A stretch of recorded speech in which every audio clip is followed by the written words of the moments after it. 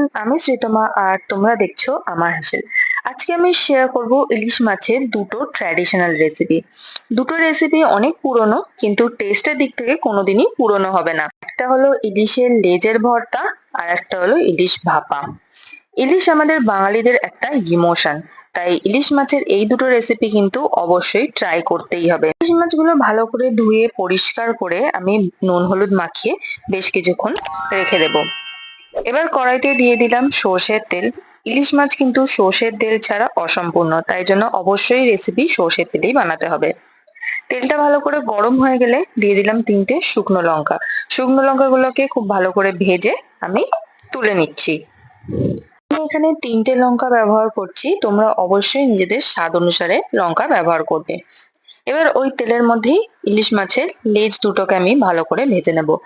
অবশ্যই কিন্তু কড়া করে ভাজতে হবে, নালে কিন্তু কাঁটা বাছতে একটুখানি প্রবলেম হতে পারে।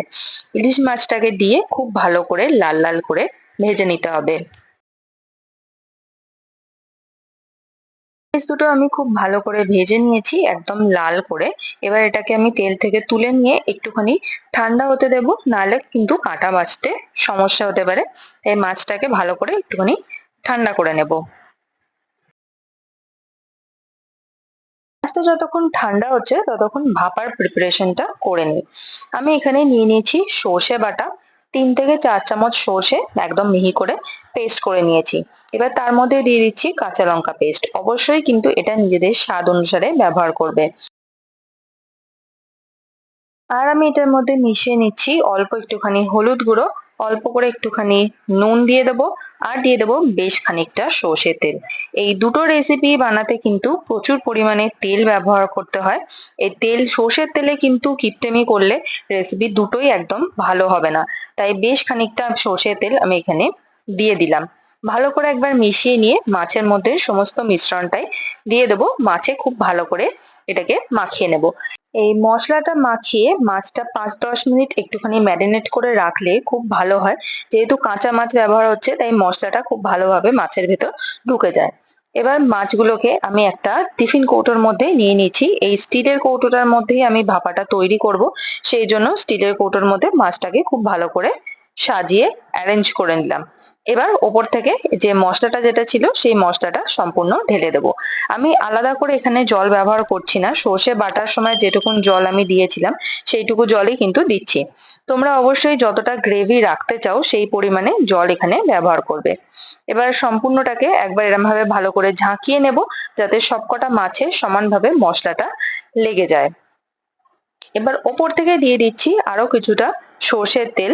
আমি বড় চামচের 2 চামচ সর্ষের তেল এখানে দিলাম। আর দিয়ে দেবো ওপর থেকে 2টো কাঁচা লঙ্কা।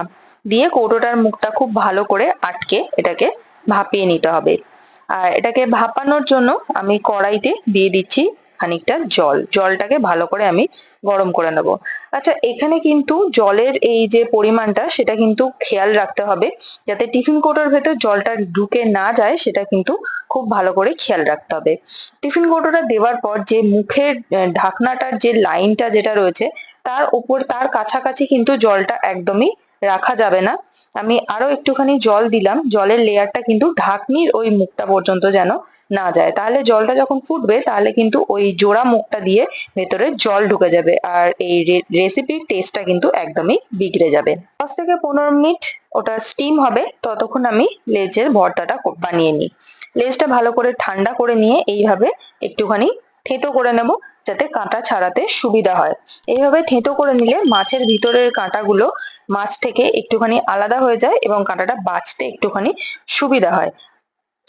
তো ভালো করে মাছটাকে থেঁতো করে নিয়ে এইভাবে ছাড়িয়ে নিলেই কিন্তু কাঁটাগুলো খুব সহজেই বেরিয়ে আসবে। তো এইভাবে মাছের মধ্যিখানের যে বড় কাঁটাটা, শির দাঁড়াটা, সেইটাকে কিন্তু খুব সহজেই আলাদা করে নেওয়া যায়। তো এইভাবে আলাদা করে নিলাম। এবার সম্পূর্ণ মাছটা থেকে যতটা কাঁটাটা বাছা সম্ভব আমি হাতে করে বেছে নিয়েছি। এবার আবারও একবার এইরকম ভাবে খুব ভালো করে এটাকে থেঁতো করে নিচ্ছি। মাছ দুটো যেহেতু আমি খুব কড়া করে ভেজেছি, তাই হাতে করে মাখতে একটুখানি অসুবিধা হবে, তাই জন্য এইভাবে খুব ভালো করে এটাকে থেঁতো করে নিতে হবে। আর তারপর যদি কোনো কাঁটা বেঁচে থাকে তাহলে মাখতে মাখতেই হাত থেকে বেরিয়ে আসবে। তো এখানে নিয়ে নিয়েছি শুকনো লঙ্কা ভাজা, আর কিছু পেঁয়াজ স্লাইস আর ধনেপাতা কুচি। লঙ্কাটাকে খুব ভালো করে আমি মেখে নিচ্ছি। এখানে লঙ্কা কিন্তু নিজেদের স্বাদ অনুসারে ব্যবহার করতে হবে। আমি এখানে 3টে শুকনো লঙ্কাই ব্যবহার করছি। এবার শুকনো লঙ্কাটা মাছের মধ্যে দিয়ে দেবো আর দিয়ে দেবো পেঁয়াজ। এতটা পেঁয়াজ আমার প্রয়োজন নেই, তাই কিছুটা তুলে রাখছি। আর দিয়ে দেবো ধনেপাতা কুচি। এবার সমস্ত মিশ্রণটাকে খুব ভালো করে হাতে করে মেখে নিতে হবে। পেঁয়াজগুলোকেও খুব ভালো করে ম্যাশ করে নিতে হবে। আর হাতে যদি এই সময় কোনো কাঁটা লাগে তাহলে সেই কাঁটাগুলোকে আমি বের করে দেবো। তো এইভাবে ভালো করে আমি মেখে নিয়েছি। এটার মধ্যে দিয়ে দেব কিছুটা সর্ষের তেল। মাছ ভাজার যে তেলটা ছিল সেই তেলটা দিচ্ছি অল্প করে একটুখানি জাস্ট ফ্লেভারের জন্য। আর কিছুটা দেব হচ্ছে কাঁচা সর্ষের তেল। দিয়ে দেবো স্বাদ মতন নুন আর একটুখানি গরম মশলা গুঁড়োও কিন্তু এখানে ব্যবহার করতে হবে। ভালো করে জাস্ট এটাকে মেখে নিলেই তৈরি হয়ে যাবে ইলিশ মাছের লেজের ভর্তা। এদিকে ইলিশ ভাপাটাও কিন্তু 15 মিনিট ধরে ফুটছে। তো এটাও কিন্তু রেডি হয়ে গেছে। এটাকে এবার নাবিয়ে নেব। খুব সাবধানে কিন্তু নাবিয়ে নিতে হবে আর কৌটোটা ঠান্ডা করে তবেই কিন্তু খুলতে হবে। গরম থাকা অবস্থায় কিন্তু কৌটোটা কোনোভাবেই খোলা যাবে না। ইলিশ ভাপাও কিন্তু সম্পূর্ণ তৈরি হয়ে গেছে। চাইলে কিন্তু ওপর থেকে এই সময় একটুখানি কাঁচা তেল ছড়ানো যায়। আমি আর এক্সট্রা তেল অ্যাড করলাম না।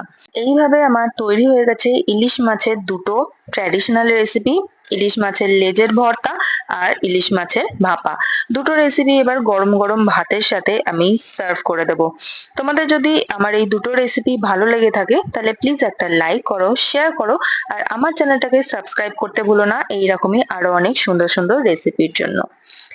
আর আমাকে কমেন্ট করে জানাও রেসিপি দুটো তোমাদের কেমন লাগলো।